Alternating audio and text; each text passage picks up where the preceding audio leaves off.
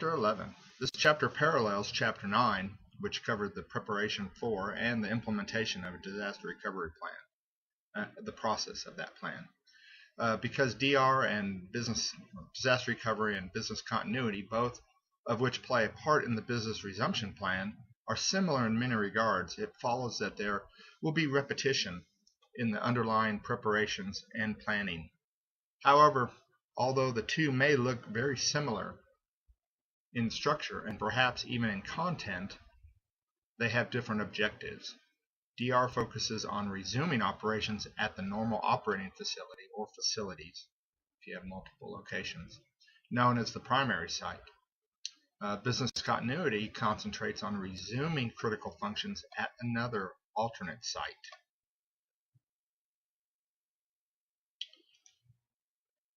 There we go. Okay, so the objectives of this chapter are list the elements of the business continuity plan, identify who should be included in that team, describe the methodology used to construct the business continuity policy and plan, list the several steps for creating the plan, discuss the details of how a plan implementation will unfold, and continuously improving that process, and then we'll list the steps taken to maintain the business continuity plan.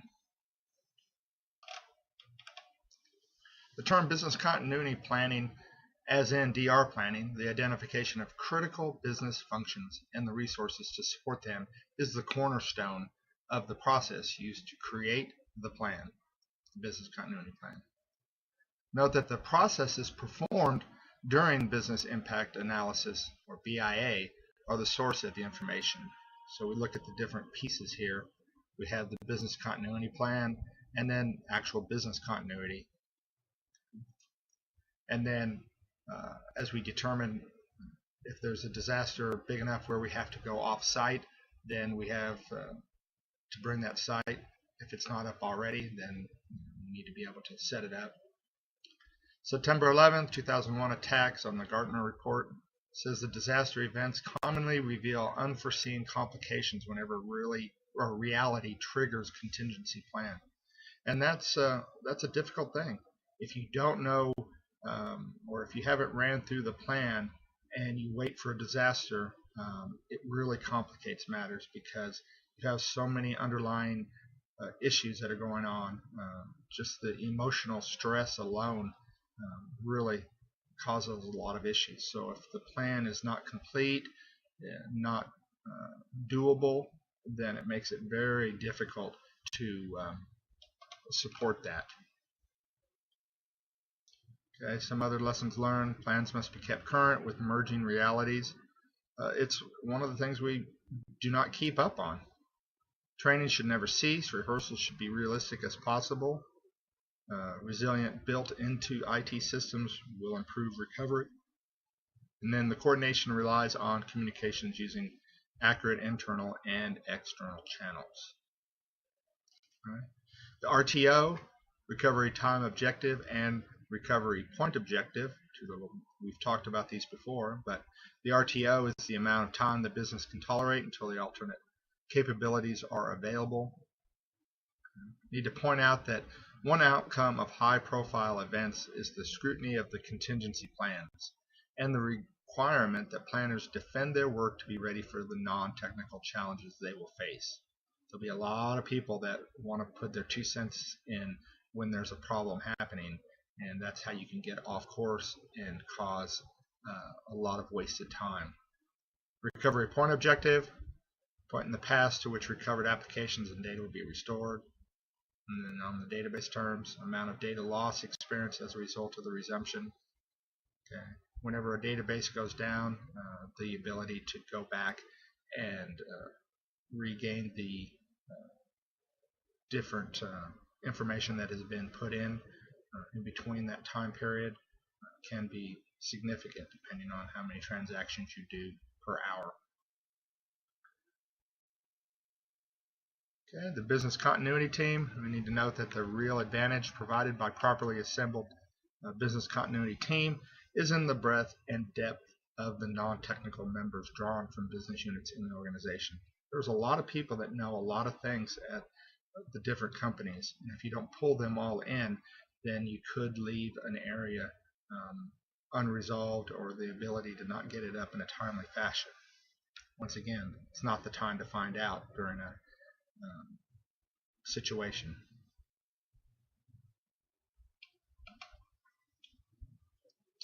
Okay, the team organization. Unlike the DR team, the need for specialized, technically focused members is significantly reduced, and the emphasis should be placed on generalized business and technology skills instead of highly specialized technical skills.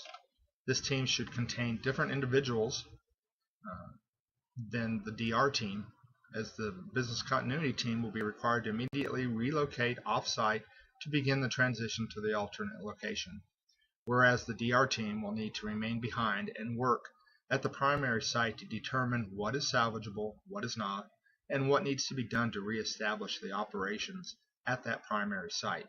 So two different situations going on there. One is trying to get temporary work going in a different place, and the other one is trying to get back into the original site. Why is that important? Because they have two different goals. One is trying to get things going day to day, and one's trying to get the long-term work back in place. It can't be the same people because then they're trying to pull from two different areas.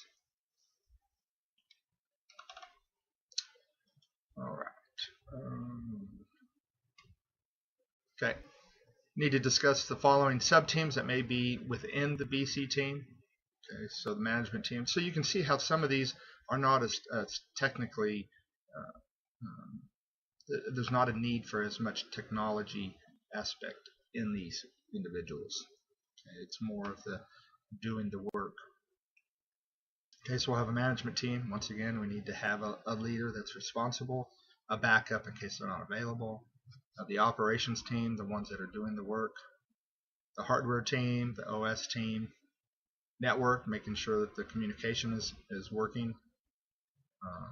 And some of these other ones that we've gone over, like we said, there is some level of using the same type of work, so that's why you'll need to have a good amount of people to be able to support these two different plans.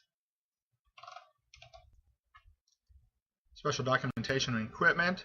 All members of the BC team should have multiple copies of the plan readily available in all locations from which they may be asked to respond in the event of mobilization. Excuse me. Note that it is also important for the responsible team members to have access to certain pre-placed supplies, materials, and equipment, and that should come up if the need arises. We also need to discuss the additional equipment that might be required in a disaster. You might need to just have the basic capabilities to create badges, create information so we know who's working in our areas. It's helpful to have one or more emergency software kits already assembled and stored in an easily accessible location. Installation media for OSs, hardware drivers, and critical applications should be in that kit. One kit might be stored with the offsite data storage. One technique an organization can employ to simplify the equipment needed at the remote business continuity side is to provide all managers with a laptop computer with suitable security controls for remote work and require them to use it for essential files.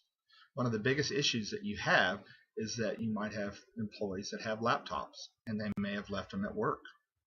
If they're not taking them home every night and you have a disaster, then you'll have to replace those laptops also.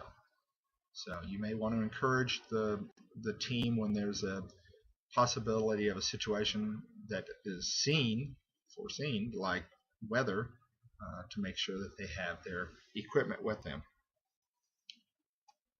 And then the question comes in, how should the confidential company information be protected that we have in these plans? So we don't want them just floating around. You don't want them left in your computer bag, where if the bag was stolen, that information can be compromised. So make sure that you have rules in place and people understand that the information that's on these plans is proprietary and shouldn't be for everyone's eyes. And like we said, just making sure that we have the equipment in place. Okay, continuity policy and plan functions. We need to look at the different steps involved in the planning process. And if we look at the steps that are adapted from the NIST, develop the planning policy, review the BIA, identify preventive controls, create the plan and the relocation strategies. The policy provides an overview of the organization's philosophy on the conduct of the operations, serves as the guiding document for the development of the BC planning. Going back to that previous one, we need to make sure that we have the rules. We can't not respond to security issues just because we've had a catastrophic event happen. The hurricane in Houston doesn't mean that if we went to a remote site that we forget about our security posture and have a wide open building where people can come and go, because then you could lose proprietary information at that time. Okay, and now we can look at the 8 key elements of the plan, and they're listed here. We'll go through each one of those. First one is the purpose of the business continuity program is to provide the necessary planning and coordination to facilitate the relocation of critical business functions. Okay, and then it gives the information there so we have an understanding. Having this in place and having this in our documentation allows for everyone to be on the same page when it comes to having an issue. The scope identifies organizational units and groups of employees to which the policy applies, which pretty much is all employees. So we want to make sure that they are abiding by the rules that we have. And like I said, they shouldn't be different than our day-to-day. There may be a few other pieces like, on the security side, making sure that we have guards in place because maybe we don't have the cameras or security on the doors, that kind of thing. And we want to make sure that we're keeping our remote site or our business continuity site safe from issues. The roles and responsibility section identifies the roles and responsibilities of the key players in the operation, and it goes through a list. You might have more than these, you might have less. Okay, these are just examples, and then we can go through and make sure that it meets our needs. Okay, the resource requirements. Should the organization desire, it can allocate specific resources to the development of the BC plans in this section. Having the people be able to buy off on it is very important. You need to have executive sponsorship, like we've said in every chapter in this book. They've got to be able to buy into it. The training requirements, requirements for the various employee groups defined and highlighted. We need to make sure that they are consistently trained. If you have a new employee that comes on board, they need to take the training. They need to understand if there's an issue, what's going to happen. And a lot of times we're deficient there, especially if you're onboarding a lot of different people or a lot of staff. You may not get that done right away. Exercise and testing schedules. Section specifies the type of exercise or testing and the frequency and the individuals involved. We've said that we need to have it at least once a year, maybe twice, maybe quarterly. You could do just pieces of it if that was needed. Maybe do sections at a time and make sure that you're up to speed on different aspects of it. Plan and maintenance schedule. All good plans include a schedule and instructions for the review and update of the plan. This section should address the frequency of such a review along with who will be involved in the review, who signs off on it. Special considerations. This section provides an overview of information storage and retrieval plans for the organization and how we're going to get the data back to where we need to be able to use it.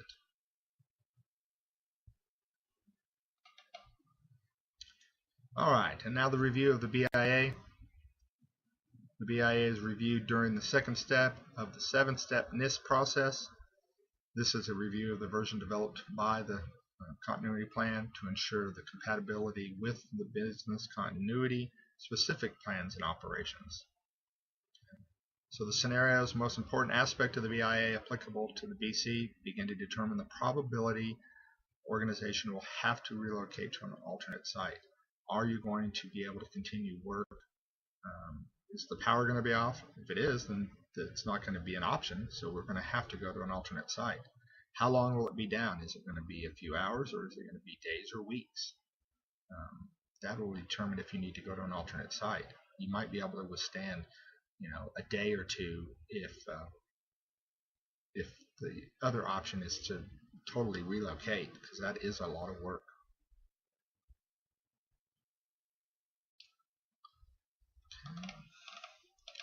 Identifying our preventive controls. Note that this step is part of a review of the current environment to ensure that the ongoing information security posture is being implemented effectively and is fully understood by the business continuity planners. So we need to make sure that we're reviewing the steps, making sure that we are keeping the people and the data safe. Creating the business continuity contingency or relocation strategies. I need to point out that although it may be virtually impossible to prepare for all contingencies, it is important to have these business continuity strategies in place for the most widely expected events. If you're in Houston, that would be a hurricane. If you're in Oklahoma, then it might, or Texas, northern Texas, or Kansas, Nebraska, then it may be tornadoes. In Denver, it may be 24 inches of snow. All these different things come into play as you start to look at different issues.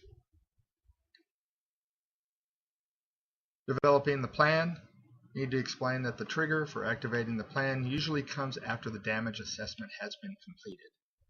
Note that once the trigger has been tripped, the extent extent of the business continuity move depends on the extent of the damage to the organization. It should be rated on a 1 to 10 scale, 10 being completely unusable, 5 meaning we could get by with certain aspects, and determine how that's going to best work with how you can continue to work. Preparation for the business continuity actions. The preparation for these actions in this phase of the plan, the organization specifies what type of relocation services are desired and what type of data management strategies are deployed to support the relocation. And then once we're determining if we're going to relocate to an alternate site, this phase of the plan is the official beginning of actual BC operations. The plan should specify under what conditions and how the organization relocates from the primary to the alternate site. Items to be covered include the identification of advanced party and departure points. Okay, so now as you start to continue to determine who the players are, we need to make sure we're notifying the service providers. Okay, phone, network, all those different aspects, the security, the police, if you're in a location that might need to have some type of support like that. The advanced party meets with the site manager and conducts a detailed walkthrough, identifies any pre-existing problems so as not to be charged for repairs. If you're having to bring a lot of equipment into a location and it's got a tile floor, well, you want to make sure that if a tile gets broken, it's not going to be an issue. And notification of the BC team to move to the site. Main body of the BC team moves next. Like I said, this is where the problem comes in, where you need to have two different groups, one that stays behind and does the cleanup, getting back, how quickly we can get back to the original site, but you have another team that's setting up the temporary location. And you'll need to have different supplies, materials, and equipment to be able to support that location. Notification of employees to relocate. They need to be notified where to go. Monday morning comes and people are coming to work. You don't want them to go to the damaged site and then have to redirect them. That just causes more problems. Organization of incoming employees may or may not be done at one time. If all of a sudden you have 1,000 people that are going to a different building, where are they going to sit? Where's their equipment? How are they going to be able to do things? All of a sudden, we have different physical characteristics of a building, and maybe you need to adjust. Maybe Martha doesn't want to sit by Billy Bob, okay, because of the sound. There's a lot of that kind of stuff, and we've said how emotional these type of situations are, so all those things come into play when you start to determine how to continue work.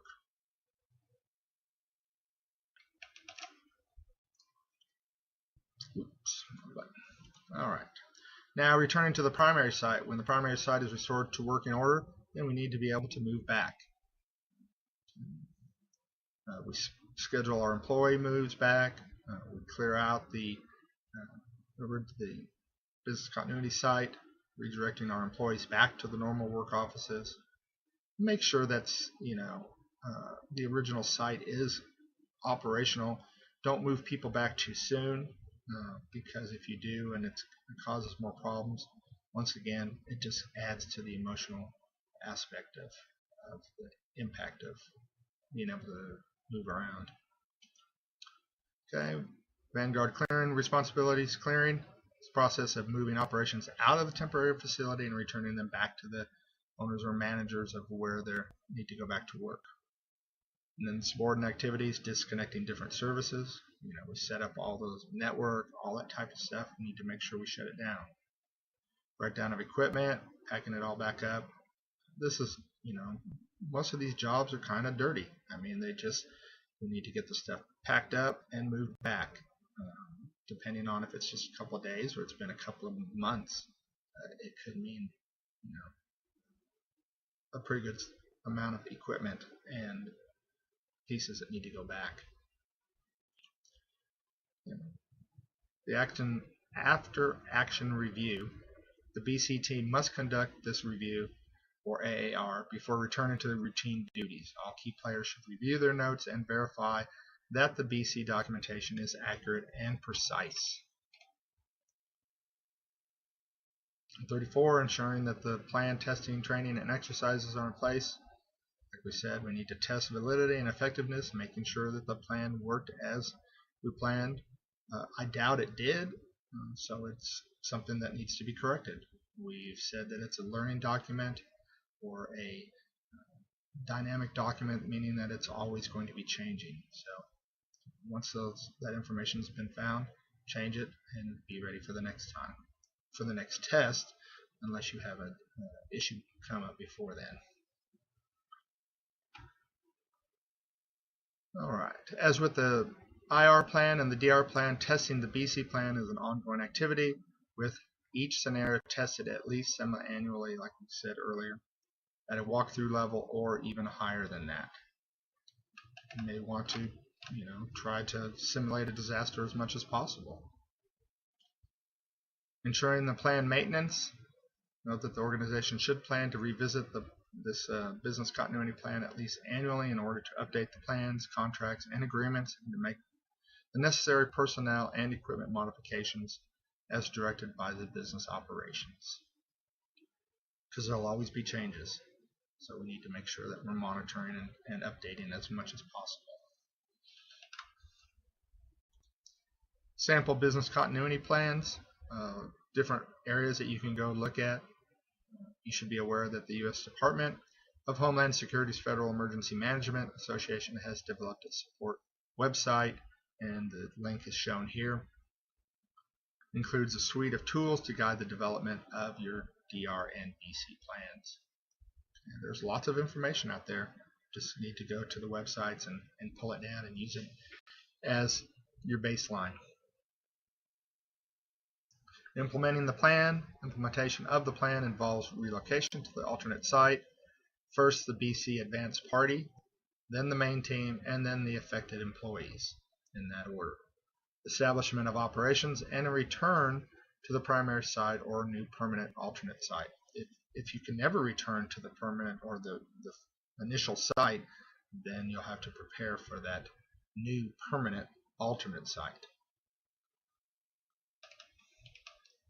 And a preparation for that BC actions, I need to explain that unlike the DR team, whose reactions are based on the nature of the disaster that has befallen on the organization, the BC team can expect that when activated, its functions will always be generally the same, to prepare to duplicate one or more of the organization's critical business functions at that alternate site. Okay? It's pretty much consistent. I need to have HR, I need to have my sales, I need to have what other organizations in my business be able to work.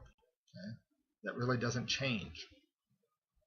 Just where they're doing it is going to change. Do that work, I should say. Okay, preparing for critical functions. Note that the critical functions that need to be prepared for deployment at an alternate site are designated as command and control, sometimes noted as C&C. And that's where it's very important to have someone that's in charge that has that those characteristics. A lot of times we get that from the military side, and it's very important to have a very structured routine that allows us to get this back up and running as quick as possible. They are the core administrative functions that the organization needs to perform to remain operational. Okay, we're on 40. Integrating the routine operations. Note that when implementing a BC strategy at an alternate site, the IT staff must sustain the backup strategies and practices used at the primary site. We can't not take care of our data. Okay? If we're creating data on a day-to-day basis, we need to make sure that we're backing it up and having it available at another location. Could you, during a disaster, could you have another disaster at a secondary site? Sure. I mean, it could happen easily, especially in rolling power issues. If you use Puerto Rico as an example, I mean, it took them a long time to get 50% power up, but they were still having rolling power issues. Okay, that would be doubtful to happen in the States, but it could, depending on what locations you're at. So if you're having let's go back to Houston again. If I moved into an alternate site, could my alternate site be impacted by power? Sure, because the hurricane could have caused problems, in the infrastructure for the whole city. So you need to make sure that you're ready to jump on another situation if you have that happen. I would hope it wouldn't, but it could. Relocation to the alternate site. Need to explain that the initial decision regarding whether or not essential functions are to be started at the alternate site is followed by the decisions as to which services will be activated. This is followed by determining when each service must be available. Okay. The advanced party. The identification of the advanced party is an important part of this BC plan. You need to note that although each organization will implement its own set of BC teams, most will include the following teams that are shown here: business continuity management, operations, computer setup. Once again, a lot of these look the same that we've seen across the whole book, but that's the heart of our companies these days. Okay? Being able to have computers and networks and systems up and running in the applications, that's key to us being able to do our work. Okay, we've talked about service providers. We need to make sure that we have the when and if we need that capability, we need to be able to get a hold of them as soon as possible to create that mobile office if we need to. Activating the site. One of the first responsibilities of the business continuity team leader is, once the plan is activated, is notifying the individuals involved in the plan to get started. We have X amount of things to get done before the workforce can come work. So we need to make sure we stay on top of it. It's not something that we'll get to it when we get to it. No, it's something that's usually you're jumping on pretty fast. The supplies and equipment, it may not be easy to determine what supplies and equipment a particular function needs to conduct operations. However, it would be troublesome to find out after the organization has settled into the alternate site that someone needs to make a list of supplies and equipment and then begin procurement. Okay. Hey, where are my pencils and paper? I can't take notes. That would be pretty basic, but it could happen. So make sure you have boxes of that equipment ready to go. Make sure no one has gotten into that stash of supplies, in the interim before you have a disaster. And you go in and you know you had 1,000 pins, and all of a sudden 500 of them are gone. It's a little basic, but I mean that could happen for any of the supplies that you may need. Staff relocation. The next step in implementing the plan is to getting the word to the employees, using the phone tree that we've talked about, making sure that the managers are notified so they can notify their employees. Organization of relocated staff. As the employees begin relocating to the site, there will inevitably be confusion, like we talked about a little bit ago. Not every employee will have been able to participate in the plan and won't have an understanding of what's going on. So that's why we'll need to make sure we have people in place that can direct, and make sure it's people that have compassion in their hearts, because these people are out of sorts. They need help in being able to support our company. Okay, returning to the primary site. The last event that occurs at the alternate site is the preparation of and relocation to the primary site once it is restored and ready for resumption of operations. This task involves the scheduling of the employee move and the clearing of the BC site. Scheduling the move. The simplest way to handle the relocation back to the primary site is to schedule the move to occur over a weekend, with some employees working extra hours to shut down the primary site and others loading office supplies, materials, and equipment for transportation back to the primary site. Excuse me. Okay. Clearing the activities. Final steps. Note that on these final steps involve closing down the organization's presence at the alternate site, making sure that we're cleaning up things. We're not leaving things undone. We don't want to leave equipment behind. Settling in at the primary site. Note that the alternate work conditions, such as working for temporary supervisors while their primary supervisor is working on the DR team, may cause interpersonal issues. Billy Bob's working for Sue, and he doesn't like Sue, so all of a sudden now there's that issue that goes along with, just the people side of the house. Business continuity AAR, or after action review. As with the IR and the DR process, once these activities have come to a close and the organization has reoccupied its primary facility or the new permanent one, the team should meet to discuss what worked and what did not. Like we said, it's not a blame session. It's just going to be, we need to get things ready to go for the next time. Note that everyone gets to speak at the AAR. No one should be restricted from voicing his or her unbiased opinion, and it could get quite interesting, especially if you have people that are high stress. They've been dealing with issues with maybe their home being destroyed, all that kind of stuff. They're living out of a hotel. We have people from other locations that have come in to support us. Lots of things that can go on that can make it very difficult.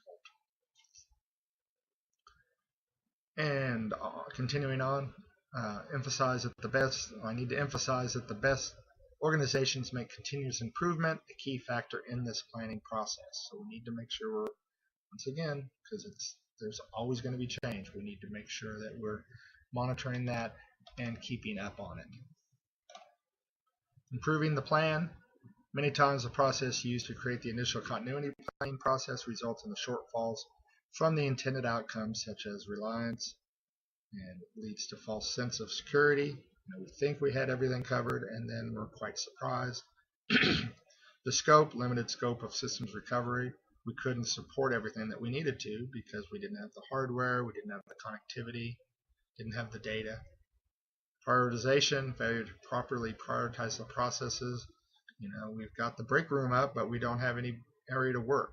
Okay, people want to be able to have their files. They want to be able to have their office supplies. All those types of things come into play.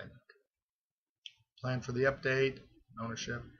You can continue to read through these, but they're in the book, also, and give some good information. Making sure that you're filing your insurance claims is an important aspect.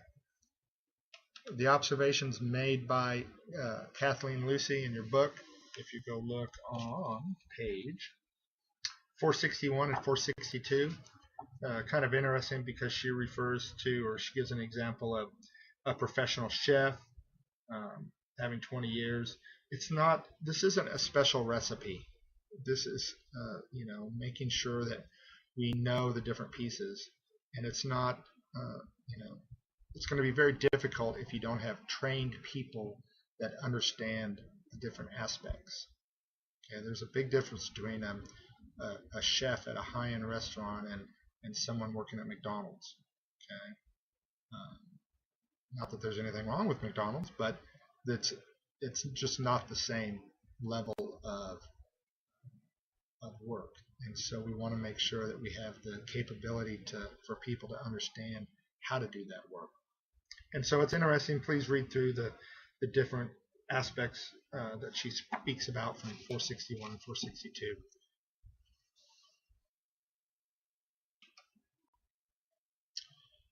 Okay, sure. On to the next slide. So there it discusses it. Okay, improving the staff. Point out that although most organizations can train their own personnel, it helps if at least one team member, preferably the team leader or CISO, which is the Chief Information Security Officer, has attended formal BC planning and training. And as we talk about the training, there's a lot of different training out there. I appreciate you all working on your degrees and getting these classes, but there are other options too to continue this. This is just giving you the basic overview of disaster recovery, but there's a certification for it. There's a lot of information. There is a whole host of different conferences that you can go to, and all those different aspects really will help you understand this better if this is what you want to do, for your livelihood.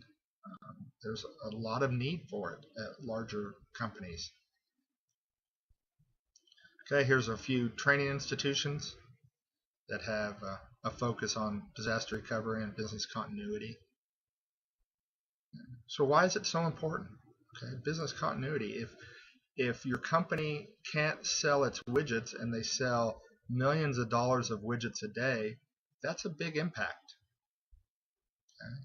If you're not able to get your product out, then it could be a catastrophic problem for your company. So keep that in mind. So over on professional certification, institution certifying professionals, 7,000 members in over 100 countries. It's a nice focus. If this is something that you're interested in, I would encourage you to check out these different aspects.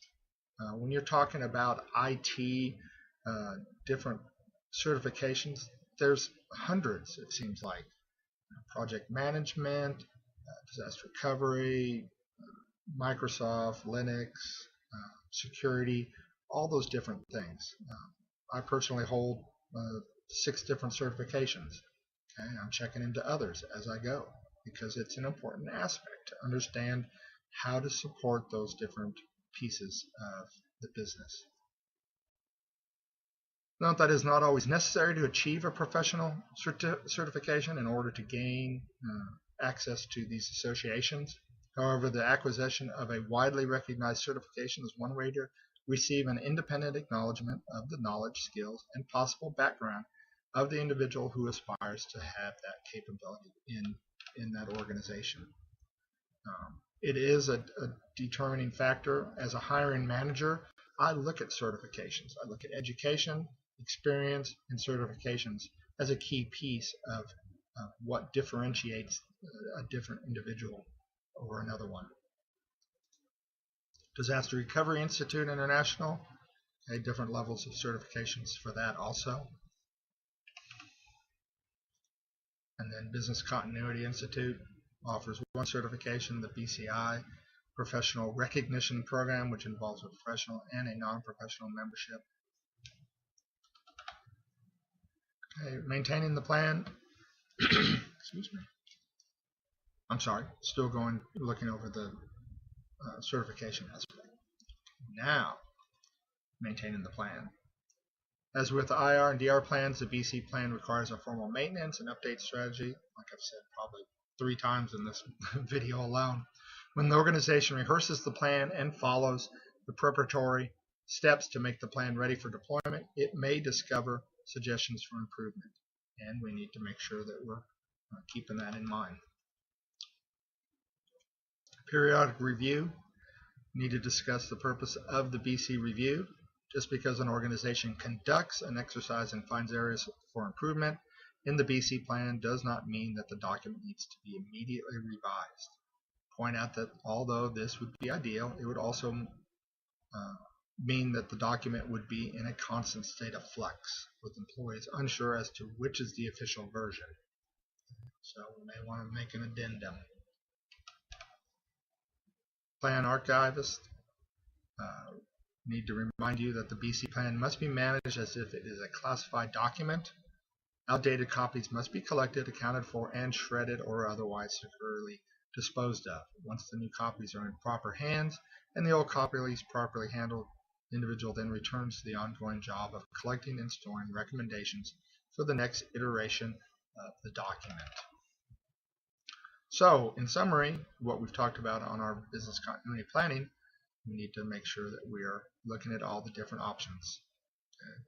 We need to look at actions preparing for circumstances that could lead to critical operations interruption, get critical services up and running as quickly as possible, and having that understanding, that mindset of, what is it going to take to set up that other site. IT and Information Security Department, selection of non-technical members, because we may need some others that understand the business. I understand the IT side of the house, but I may not understand the business side. I might be able to get a computer on someone's desk, but if they're not able to do anything with that, then it doesn't add value. May have sub-teams responsible for different plans, okay, and then the team members require access to the plan. They need to be able to review it, understand it, and have it in their hands. Occurs when the essential operations cannot be resumed at the primary site. That's when the BC plan is initiated.